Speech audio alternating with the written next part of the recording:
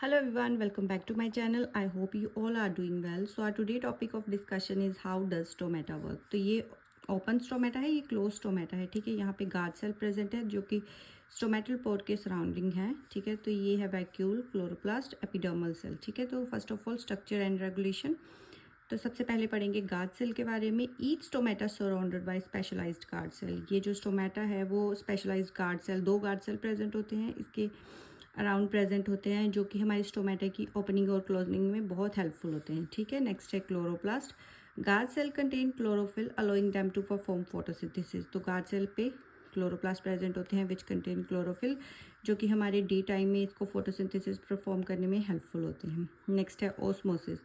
तो ओस्मोसिस एक बहुत ही इंपॉर्टेंट पॉइंट है स्टोमेटा की ओपनिंग और क्लोजिंग में. ठीक है, changes in the amount of water within the guard cell cause then swell और श्रिंक. ठीक है, जैसे कि हम सबको पता है ऑस्मोसिस क्या होती है, movement of solute concentration from the higher concentration to the lower concentration. ठीक है, through the semi permeable membrane. तो जब ये गार्ड सेल हैं, इनमें जो सोल्यूट कंसंट्रेशन, जो हमारी वाटर ड्रॉपलेट्स है वो जाने स्टार्ट होएंगी, तो ये स्वेलअप होने स्टार्ट होएंगे. ठीक है, तो जब भी इनकी स्वेलिंग के दौरान इनकी जो वॉल्स हैं उस पर प्रेशर जो लगेगा उसको हम टर्गर प्रेशर बोलते हैं. तभी ये फूलने स्टार्ट हो जाएंगे. जो बाहर की तरफ जब जो प्रेशर लगता है उसको हम टर्गर प्रेशर बोलते हैं, जिसकी वजह से हमारे स्टोमेटा क्या होंगे, ओपन हो जाएंगे, स्वेल हो जाएंगे. ठीक है, तो ड्यूरिंग डे टाइम क्या होता है, light for the photosynthesis. Day time में ये फोटोसिंथेसिस परफॉर्म करते हैं क्योंकि इनको लाइट चाहिए होती है.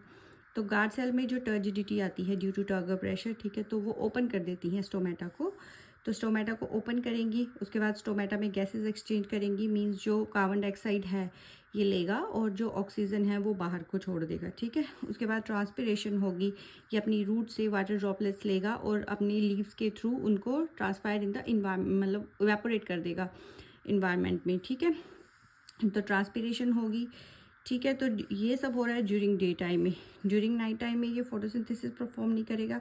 ठीक है, जो गार्ड सेल है वो फ्लैसिड हो जाएंगे, मतलब कि श्रिंक हो जाएंगे, स्टोमेटा क्लोज हो जाएगा. यहाँ पे जैसे बताया हुआ है कि स्टोमेटा एकदम क्लोज हो गया है और वाटर कंजर्वेशन करेगा, क्योंकि इसको नाइट के टाइम कोई भी एक्टिविटी परफॉर्म नहीं करनी होती है, ना ही इसको फोटोसिंथेसिस करनी होती है, ना ही इनको गैसेज एक्सचेंज करनी होती है. तो उस टाइम इनके जो स्टोमेटा है वो क्लोज हो जाते हैं. ठीक है, तो this is the very layman explanation about opening and closing of the stomata.